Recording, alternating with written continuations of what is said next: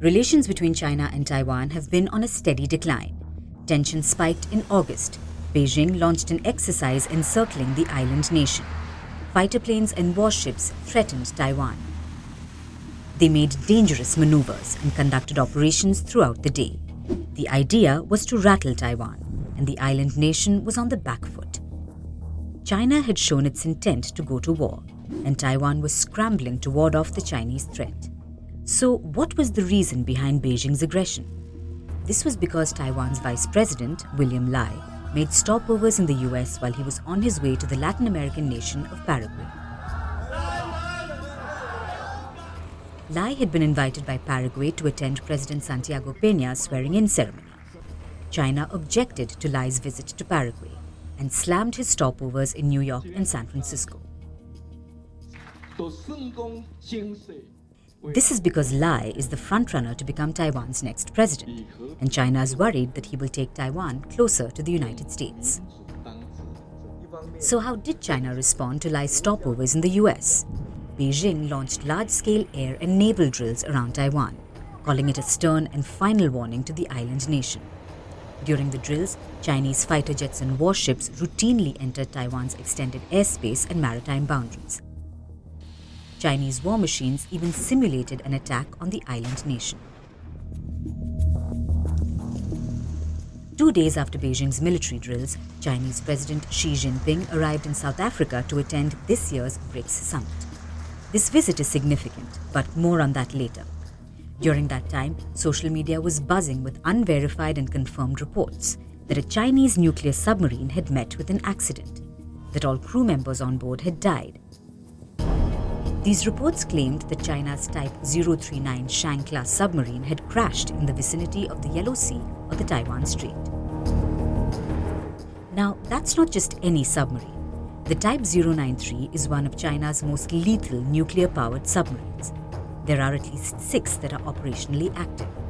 It's propelled by a small nuclear reactor. This means it never has to surface to refuel. The submarine can stay submerged for months or even years without showing itself. But the Yellow Sea has some very shallow waters. Sometimes the depth of the sea is just 44 meters. Even experienced submarine crew can lose track of that and hit the floor. Is a nuclear submarine crash even possible? There have been many times when military submarines have crashed. Sometimes it's because they implode. An example is Indonesia's Nanggala submarine that imploded in 2021. All crew members on board lost their lives. However, sometimes submarines also sink if they hit something, either unidentified debris or even the sea floor. In fact, in 2003, China lost its submarine in the Yellow Sea. A diesel-powered craft called the 361 hit the seabed. All the crew members on board lost their lives. Is it possible that something similar happened to the Type 093? Maybe or maybe not.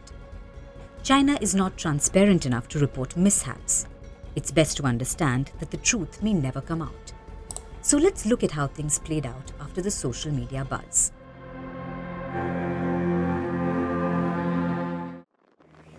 Taiwan's Ministry of National Defense said that it found no evidence of a submarine crash. But here's where things get interesting. Even if the reports of the submarine's accident were vague, they rattled President Xi. During the BRICS summit, Xi unexpectedly pulled out of the business forum where he was to deliver a speech. Instead, the Chinese Commerce Minister gave the address on behalf of Xi. No explanation was given for Xi's absence. It would have been his first speech at a public forum abroad this year, but he skipped it. Hours later, Xi was seen again at the BRICS dinner. How did China respond to the social media claims? It took 10 days for China to just address the topic, and the response was quite underwhelming. A colonel from China's Ministry of Defense issued a statement. It read that the claims of the Type 093 Shang-class submarine crashing near the Taiwan Strait were false. But the denial made no mention of reports saying the submarine sank in the Yellow Sea. Coincidentally, Chinese scientists announced that they had successfully tested the world's first submarine detecting device using what's called terahertz. Terahertz devices detect small surface vibrations. It can be used to detect submarines by its noise signatures. This is the same technology which will be used in the future for 6G communications. But the question still remains, did China lose a nuclear submarine? China has never been transparent about its losses, especially when it comes to military losses. There's been a constant trend of hiding losses or underreporting them. This was the case during the clashes with India in 2020 and during skirmishes with Vietnam throughout the 1970s. China has never been truthful about its casualties, and we don't expect anything to change. However, if China didn't lose a submarine, the least Beijing can do is release pictures of it. But that's too much of an ask.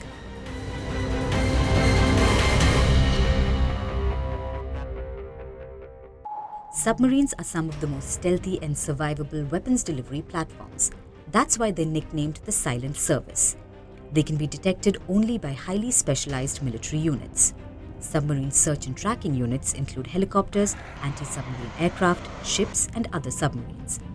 These units deploy technology like sonar sensors that use sound to detect submarines.